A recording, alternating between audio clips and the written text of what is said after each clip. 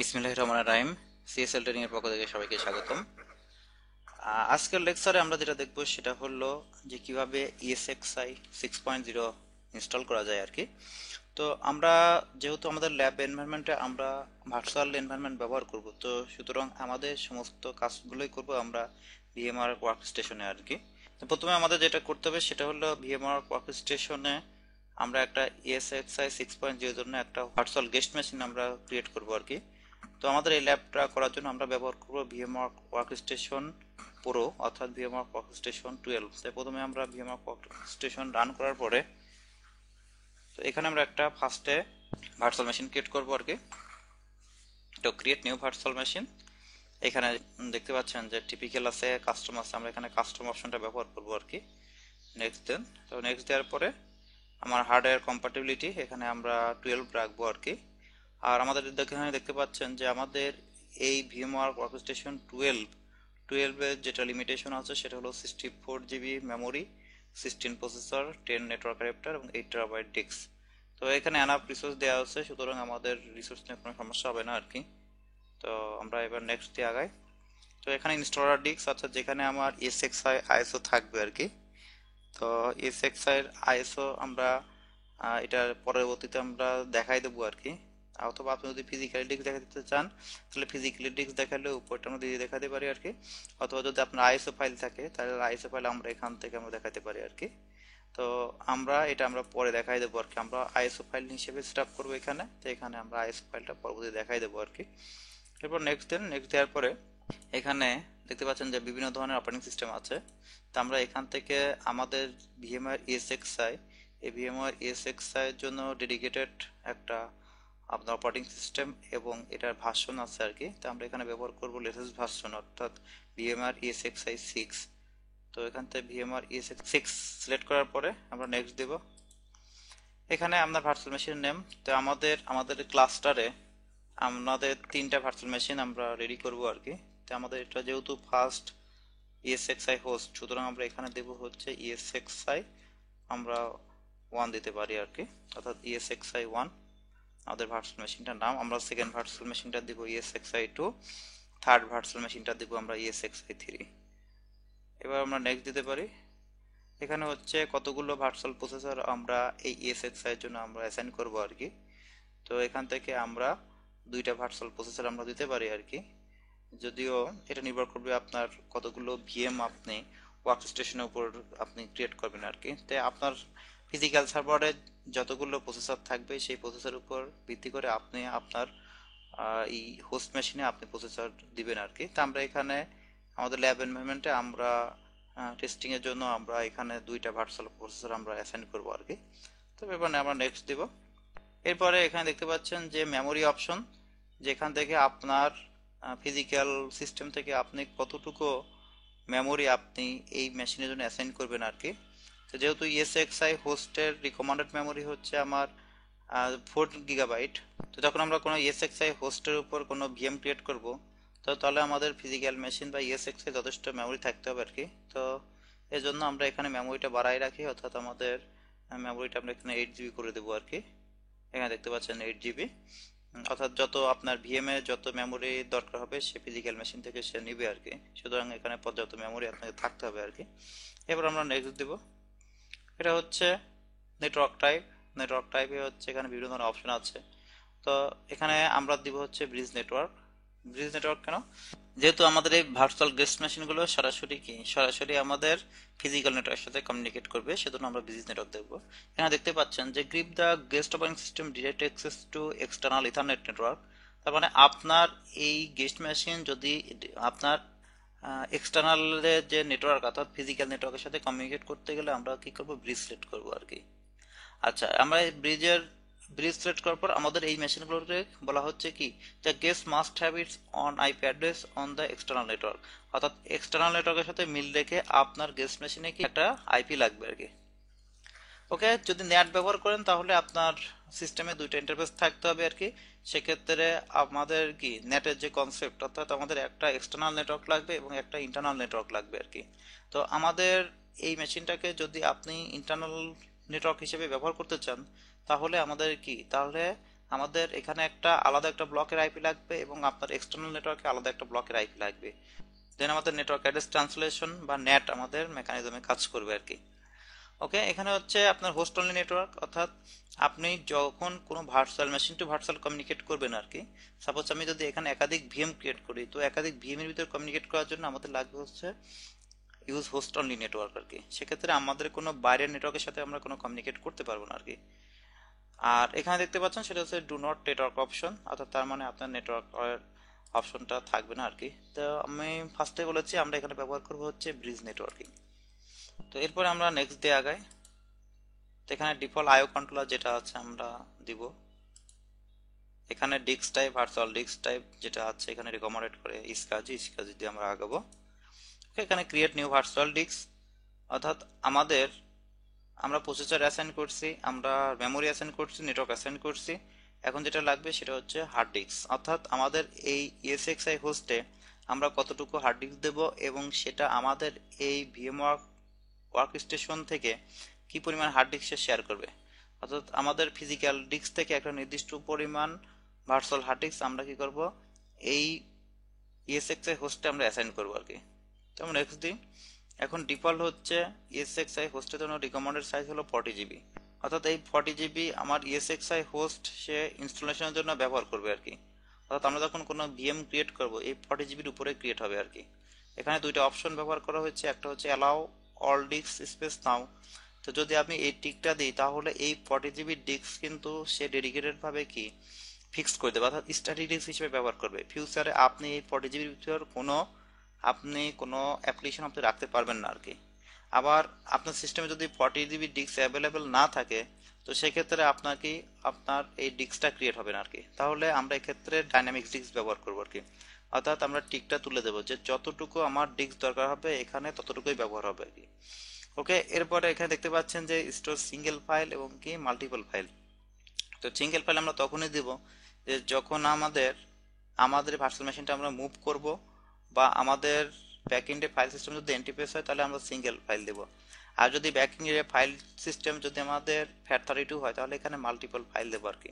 কারণ আমরা জানি যে FAT32-তে 4 জিবির বেশি সিঙ্গেল ফাইল সাপোর্ট করে না। সেক্ষেত্রে আমরা যদি সিঙ্গেল ফাইল দিই এবং আমার ব্যাকএন্ডের ফাইল সিস্টেম যদি FAT32 হয় তাহলে আমাদের ইনস্টলেশনে ইরোর দিবে আর কি, বা আমাদের এই ইএসএক্সআই হোস্টে কোনো কিছু ইনস্টল নেবে না। তো সেক্ষেত্রে আমরা ব্যাকএন্ডের ফাইল সিস্টেম যদি এনটিপিএস হয় তাহলে আমরা সিঙ্গেল ফাইলও দিতে পারি, মাল্টি ফাইলও দিতে পারি। আর যদি ব্যাকএন্ডের ফাইল সিস্টেম FAT32 হয় তাহলে আমরা দিব হচ্ছে মাল্টিপল ফাইল। যেহেতু এখনকার অধিকাংশ ফাইল সিস্টেম বা ডেস্কটপ ল্যাপটপে সবকিছুই হচ্ছে এনটিএফএস, সুতরাং আমরা এখানে সিঙ্গেল ফাইল সিস্টেম দিয়ে আগাবো যাতে আমাদের একটা সিঙ্গেল ফাইলে ক্রিয়েট হয় আর কি এই ভার্চুয়াল ডিস্কটা। এরপর নেক্সট দেব। এখানে হচ্ছে এই যে 40 জিবি ডিস্ক, এই 40 জিবি স্পেস আপনার ফিজিক্যাল মেশিনের কোথা থেকে শেয়ার হবে। তো প্রথমে আমাদের সেটা দেখা দিতে হবে আর কি। অর্থাৎ আমার ফিজিক্যাল মেশিনে বিভিন্ন ধরনের ড্রাইভ আছে, এখানে দেখতে পাচ্ছেন ডি ড্রাইভ, জি ড্রাইভ এবং এখানে সি ড্রাইভ। আপনার কোন স্পেস থেকে এই 40 জিবি ডিস্ক শেয়ার হবে আর কি। তো আমরা তেমন একটা লোকেশন আমরা দেখাই দেবো আর কি।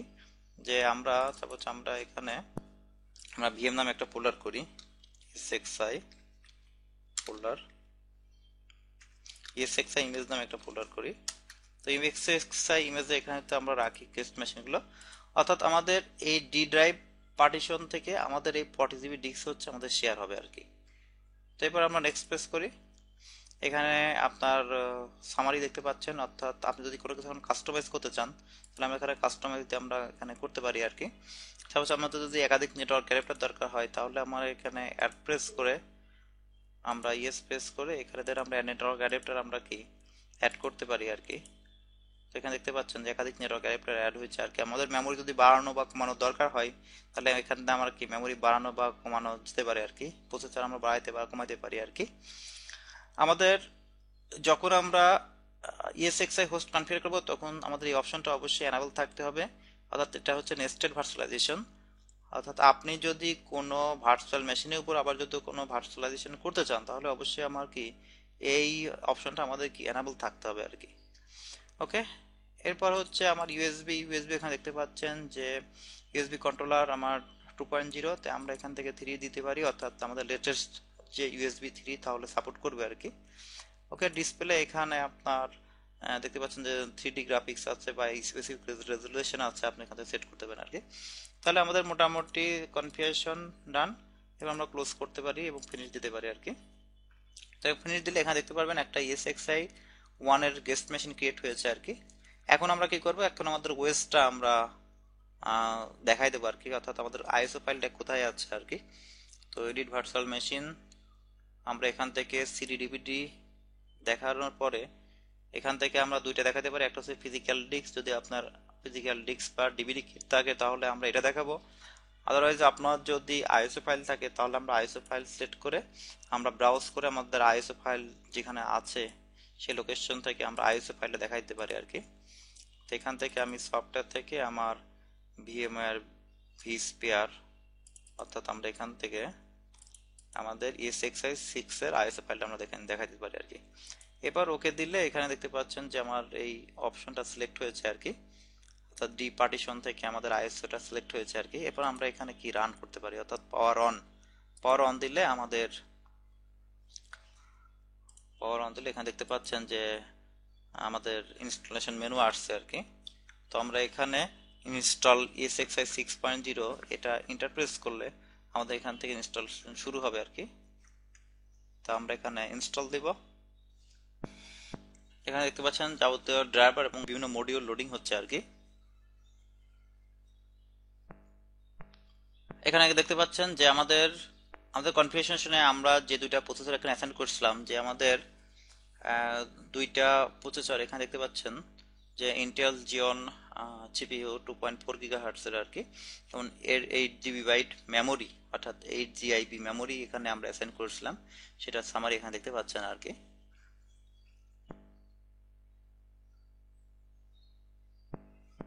ওকে, আমার এবার কি কন্টিনিউ ইনস্টলেশনের জন্য আমরা ইনপ্রেস করব, এবং এখানে আপনার ভিএমআর যে লাইসেন্স এগ্রিমেন্ট, অর্থাৎ আমরা লাইসেন্স এগ্রিমেন্ট অ্যাকসেপ্টের জন্য আমরা F11 প্রেস করব আর কি। তো এখানে আপনার ZDix অর্থাৎ যেখানে আপনি ইনস্টল করবেন এখানে আমাদের লোকাল ডিরেক্ট অ্যাড্রেস স্টোরেজ আমরা ব্যবহার করব, এখানে 40 GB ডিস্ক স্পেস। তো এখানে যে স্টোরেজটা থাকবে বা যতগুলো স্টোরেজ থাকবে এখানে শো করবে আর কি। তো এখানে দেখতে পাচ্ছেন যে লোকাল স্টোরেজ, তো লোকাল স্টোরেজ হিসেবে আমরা ব্যবহার করতেছি 40 GB। যদি আপনার রিমোট স্টোরেজ থাকতো তাহলে এখানে আপনি রিমোট স্টোরেজ ব্যবহার করতে পারতেন। তো এখানে আমরা লোকাল স্টোরেজ ব্যবহার করব আর কি, সুতরাং এন্টার দেব। এখানে ডিফল্ট কিবোর্ড লেআউট আমরা ইউএস ডিফল্ট দেব, এন্টার দেব। এখানে আমার রুট পাসওয়ার্ড দেব আর কি।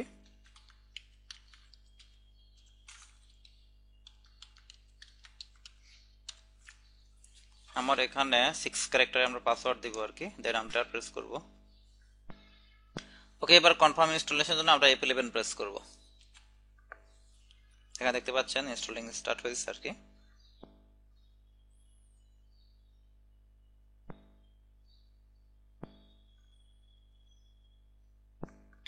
ওকে, এখানে দেখতে পাচ্ছেন যে আমাদের VMware ESXi 6.0 সাকসেসফুল ইনস্টল হয়েছে, এবং আমরা ইন্টার প্রেস করে রিবুট দিই আর কি।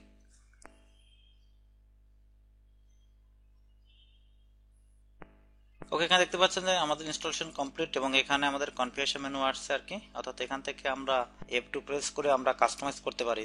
তো এখানে আমাদের মাঝে দেখতে পাচ্ছেন যে আমাদের দুইটা আইপি আসছে, একটা IPv4 এবং একটা হচ্ছে IPv6। তো আমরা IPv4টা এখানে দেখতে পাচ্ছি ডিএইচসিপি মাধ্যমে আসছে, এবং IPv6টা হচ্ছে লিঙ্ক লোকাল অ্যাড্রেস আসছে। আমরা IPv4টা এখানে স্ট্যাটিক করে দেব, এবং লিঙ্ক লোকাল অ্যাড্রেস অর্থাৎ IPv6টা আমরা এখান থেকে ডিসেবল করে দেবো আর কি। তো আমরা এটা চেঞ্জ করার জন্য আমরা F2 প্রেস করবো আর কি। তো F2 প্রেস করলে এবার যদি আমরা VMware এর পাসওয়ার্ড দিই আর কি,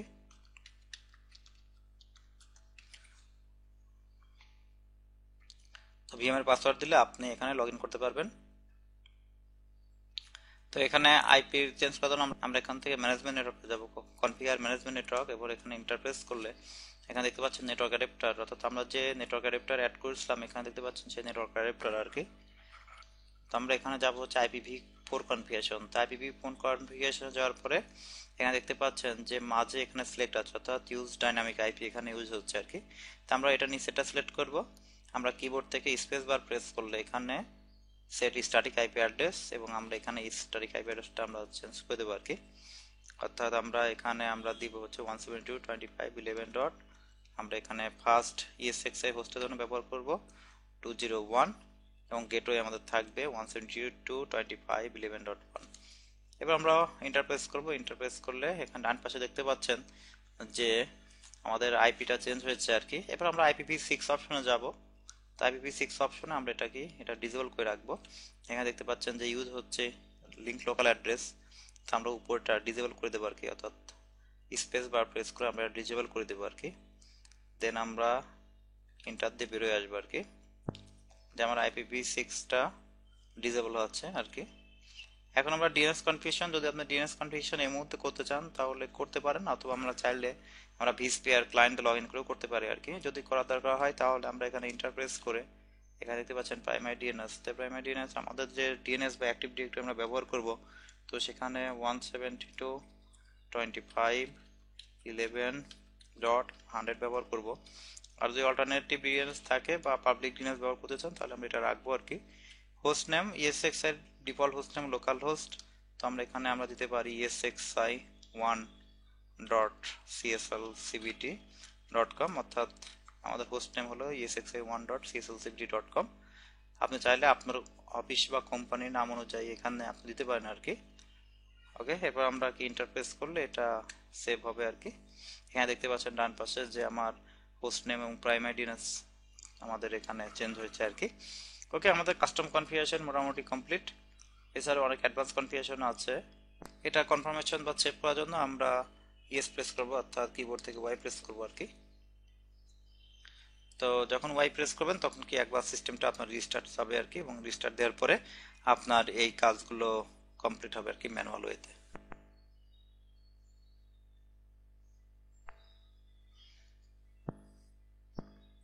ওকে, আমাদের রিবুটের পর এখানে দেখতে পাচ্ছেন আমাদের স্ট্যাটিক আইপি শো করতেছে আর কি, এবং আমাদের হোস্ট নেম, অর্থাৎ আমরা HTTP দিয়ে এই আইপি দিয়ে হিট করলে বা এই হোস্ট নেম দিয়ে হিট করলে আমরা আমাদের একটা vSphere ক্লায়েন্টের ইনফরমেশন পাবো আর কি। তাহলে আজকে আমরা দেখলাম যে কিভাবে আমরা ESXi হোস্ট সেটআপ করতে পারি আর কি।